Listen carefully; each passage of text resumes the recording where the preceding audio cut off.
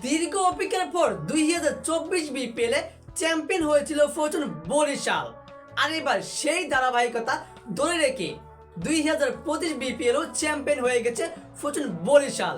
Final ম্যাচে চিটাগাং কিংসকে 3 উইকেটে হারিয়ে টানা দ্বিতীয়বারের মতো বিপিএল এর ট্রফিটা তাদের ঘরে রেখে দিয়েছে। কিন্তু এই যে বরিশাল চ্যাম্পিয়ন হয়েছে, তারা কিন্তু প্রথম যখন চ্যাম্পিয়ন হয়েছিল 2024 বিপিএল এ, তখন তারা বরিশালের ট্রফি নিয়ে যেতে পারেনি বিভিন্ন সমস্যার কারণে। কিন্তু বরিশালের মালিক মিজানুর রহমান জানিয়েছে যে আমরা যদি এইবার চ্যাম্পিয়ন হতে পারি তাহলে অবশ্যই লঞ্চে করে ট্রফি নিয়ে বরিশাল যাব। তবে যখনই বরিশাল চ্যাম্পিয়ন হওয়া যায় তখনই কিন্তু মাঠের মধ্যেই পুরোপুরি পাল্টে যায় সিদ্ধান্ত। বরিশালের মালিক মিজানুর রহমান জানিয়েছে যে আমরা লঞ্চে করে ট্রফি নিয়ে বরিশাল যাচ্ছি না। তাদের হাতে বর্তমানে দুটা ট্রফি রয়েছে, সেই দুইটা ট্রফি নিয়ে তারা বরিশাল লঞ্চে যাবে। এটাই স্বাভাবিক, কেননা বরিশাল মানেই হচ্ছে লঞ্চ। সবচেয়ে বেশি বরিশালের লঞ্চে যাতায়াত করে বাংলাদেশের সকল মানুষ যারা ওপারে যায় তারা অবশ্যই লঞ্চে যেতে হবে। এই জন্যই বলা হচ্ছে যে এবারে বিপিএল এর ট্রফিটাও ঠিক বরিশাল লঞ্চে করে নিয়ে যাবে। তবে যে কারণে তারা লঞ্চ বাদ দিয়ে তাদের ফেভারিট একটা যানবাহন হচ্ছে লঞ্চ বরিশালের, সেই লঞ্চটাই বাদ দিয়ে তারা এখন দুইটা ট্রফি নিয়ে বরিশাল গিয়েছে বিমানে চড়ে। এতে কিছু কিছু দর্শকরা, কিছু কিছু ভক্তরা হতাশ হয়েছে, অবাক হয়েছে।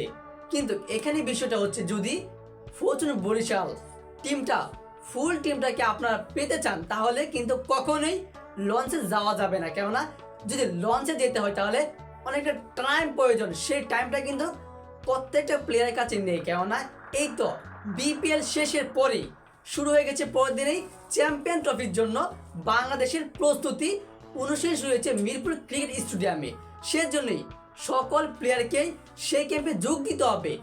সেই ক্যাম্পে থেকে বের হওয়া খুবই কঠিন, যার কারণে তারা যদি লঞ্চে যেত, এবং কি যে বিদেশি ক্রিকেটার রয়েছে মোহাম্মদ নবী, মোহাম্মদ আলী, তারপর রয়েছে কায়েল মায়েস, ডেভিড মালান, এই সকল বিদেশি প্লেয়ার যদি কোনোভাবেই লঞ্চে যেতে পারত, কেননা অনেক টাইম প্রয়োজন, সেই সময়টা কিন্তু প্রত্যেকটা প্লেয়ারের হাতে নেই। সেজন্য তারা সিদ্ধান্ত নিয়েছে, সঠিকভাবে সিদ্ধান্ত নিয়ে তারা এখন বিমানে চড়ে ট্রফি নিয়ে চলে গিয়েছে ঠিক বরিশাল জেলাতে। এবং বরিশাল জেলাতে তাদের যাওয়ার সাথে সাথে সেখানে সকল ভক্ত সমর্থকরা, লাখ লাখ ভক্ত সমর্থকরা তাদেরকে আপ্যায়ন করেছে, তাদেরকে বরণ করে নিয়েছে।